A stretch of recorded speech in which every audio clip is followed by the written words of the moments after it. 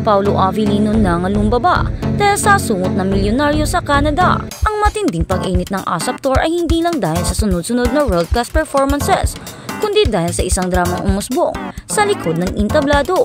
Ang biglaang pagdating ng isang controversial na businessman na tila determinado sirain ang magandang moment ng kinikilagang tambalan na Kim Pao o Kim Chiu at Paolo Avellino. Ang biglaang paglitaw ng karibal. Ayon sa mga ulat, nagulat ang lahat ng personal na sumulpot ang sinasabing mayaman na manliligaw ni Kim Chiu. Hindi lang basta nanood, kundi kumuha pa ng isang VIP seat. Isang malinaw na deklarasyon na naroroon siya para sa aktres. Ang akbang na ito ay hindi maituturing na random o inosente, lalo na sa gitna ng matatamis na sandali ni Kim at Paolo sa kanilang overseas engagement. Ang resulta, agad itong nakaapekto kay Paolo Avellino. Kung titingnan ang mga pangyayari, tila naging matamlay at balisa si Paolo sa rehearsal pa lamang. Ang kanyang pagkabalisa ay hindi maiwasang mapansin ng marami. At ang ugat nito ay isa lang, ang pag-eksena ng businessman na ito. Panigurado, ang layunin ng businessman ay hindi lang manood, kundi ang makapurma o mas mahasahol pa, ang manira ng moment na matagal nang binubuo ng Kim Pao. Proteksyon ni Paolo at ang kawalan ng respeto. Sa gitna ng tensyon lumalabas ang pagiging protector ni Paolo. Malinaw ang intensyon niya na ilalayo niya si Kim Chiu sa businessman upang hindi ito makakuha ng pagkakataon na makalapit o makagulo pa. Ang desisyon ni Paolo ay lubos na sinuportahan ng kanilang mga tagahanga na sawang-sawa na sa mga asungot na patuloy na gumagawa ng paraan para makasira sa kanilang relasyon. Subalit ang issue ay mas malalim pa sa isang simpleng love triangle. Ito ay patungkol sa respeto. Ang pinagmula ng problema ay ang matagal nang hindi pag-amin ni Kim at Paolo sa kanilang status dahil sa sobrang pagiging pribado at abala sa trabaho kung saan mas inuuna nila ang kanilang career priorities kaysa pag-amin. Sinasamantala ito ng businessman. Tila nawawala na ng respeto ang businessman dahil sa kanyang yaman at patuloy siyang gumagawa ng way para makasabat sa relasyon kahit nakitang-kita naman ang turingan ni Kimi at Paolo. Ayon sa mga kritiko ng businessman, ini-take advantage lang daw nito ang sitwasyon. Ang matinding mensahe ni Kim Chiu, hindi kami sisilaw sa yaman. Para sa businessman at sa lahat ng nagdududa, may matinding mensahe si Kim Chiu, hindi siya masisilaw sa yaman.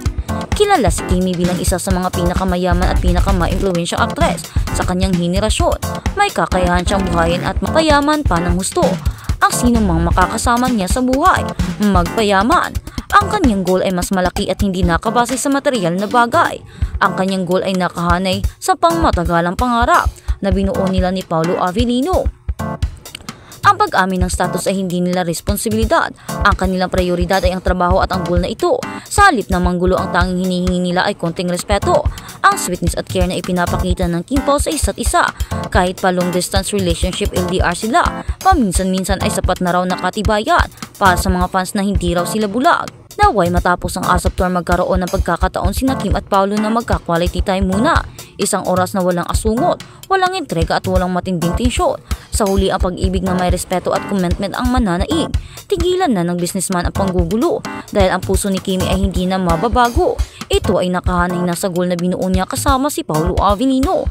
Ang mga tagahanga ay umaasa na sa lalong madaling panahon magkakaroon na sila ng kapayapaan mula sa mga mapanghimasok. Sa kabilang banda, bakit biglang naglaho ang mamahaling regalo ni Pao kay Kimi na nagpatunay sa death bond nila?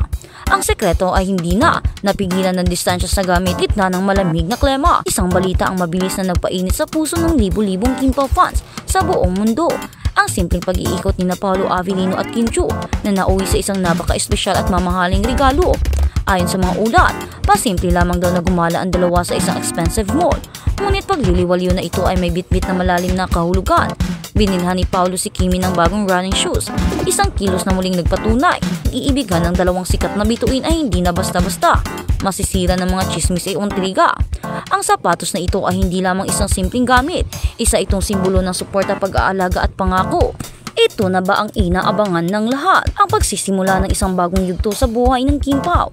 Ang regalo ng pag-aalaga. Hindi basta-basta kailangan sapat, hindi biro ang pagmamahal na ipinapakita ni Paolo kay Kimi. Ang pagbili ng bagong sapatos ay hindi lamang isang spur of the moment na desisyon. Ayon sa mga nakakita at sa mismong balita, Nagpunta sila sa isang mall na kilala sa pagiging high-end kung saan tsak ang kalidad. Presyo ng mga running shoes ay pang premium, ngunit mas mahalaga ang regalo na nakabase sa pangangailangan ni Kimi. Alam ni Pao na ang kanyang leading lady ay mahilig sa workout at aktibong pamumuhay. Ang pagbibigay ng sapatos ay nangangulugan na sinusuportahan niya ang daily routine ni Kimi, na pinag-iisipan niya ang bagay na makapagpapasaya at makatutulong sa kanyang partner. Ang ganitong klase ng atensyon ang hinahanap ng maraming kababaihan. Ang lalaking hindi lang maganda ang salita kundi may gawa at may sense ng mga regalo. Hindi naman sa kailangan naming bigyan ng regalo. Ang kailangan lang talaga ng mga babaeng lalaking sensitive sa mga pangangailangan ng kanilang babaeng minamahal. Katulad ng ginagawa ni Paolo Avellino kay Kim Chiu, kung saan nagbibigay nga siya ng mga regalo. Pero ang mga regalong ibinibigay niya ay nakabase sa mga pangangailangan at gusto talaga ni Kim Chiu gawin sa buhay. Ang kasaysayan ng mga espesyal na regalo mula bike hanggang sapatos, ito ay hindi ang unang beses na nagbigay si Paolo ng regalo na nagdulot ng kilig at nagpapabalita sa kanilang relasyon. Natatandaan na una nang niregaluhan ni Paolo si Kimi ng isang pink bike at isang taping chair. Nagpapabali-balita sa kanila. Ang lahat ng mga regalo na ito ay may iisang tema: praktikalidad, pag-aalaga at pagmamahal. Ang pink bike para sa pag-e-exercise, ang taping chair para sa kanyang pahinga habang nagtatrabaho, at ngayon ang running shoes para sa kanyang fitness goals. Ang sunod-sunod na regalo na pagbibigay ng regalo ay nagpapakita ng isang pattern ng pag-aalaga na hindi nagagawa ng basta kaibigan o katrabaho lang. Sabi nga ng marami, espesyal na espesyal si Kimi kay Pao. Ang bawat regalo ay isang kabanata sa kanilang lumalalim na kwento na nagpapakita na si Paolo ay hindi nagpapakita ng pagmamahal sa malaking selebrasyon lang, kundi sa araw-araw na detalye ng buhay ni Kimi.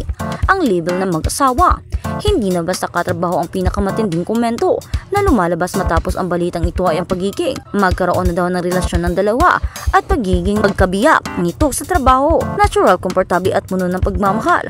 Ang kawalan ng pressure na mag-ingat sa mata ng publiko habang sila ay nagbibigay daan upang masaksihan ng lahat ang kanilang sweetness na walang halong acting o script. Ito ang natural na chemistry na pilit hinahanap at kinikilala ng kanilang tagahanga. Ang kanilang samahan ay naging tsenyo at ang bawat kilos ni Paolo ay nagpapatunay na seryoso siya sa kanyang pag-aalaga kay Kimi. Hindi naman lingid sa kalaman ng lahat na ang Kim Pao ay isa sa mga love team na pilit sinisira ng mga haters at ng mga taong ayaw sa kanila. Maraming intriga, blind items at mga negatibong komento ang ibinabato sa kanilang relasyon. Ngunit sa halip na bumitaw, lalo pa itong nagpapatibay sa kanilang samahan. Sabi nga sa video, ito yung love team na pilit nilang sinisira pero hindi nila alam sobrang lalim at grabe ang kanilang samahan. Kaya naman marami ngayon ang nainggit sa Kim Pao. Marami ang ayaw na silang maging mas sikat pa dahil nga diba mas lalong sumikat sila at nasasapawan na nila ang ibang mga love team at mga sikat na artista. Oo, nandito na sila sa mga matatandang edad pero tingnan mo nga naman, mas nasapawan pa yung mga bata. Kaya naman, ang mas mga nakakabatang edad tulad ng mga teenagers love team ngayon, talaga namang nasapawan ni na Kim Chiu at Paolo Avellino.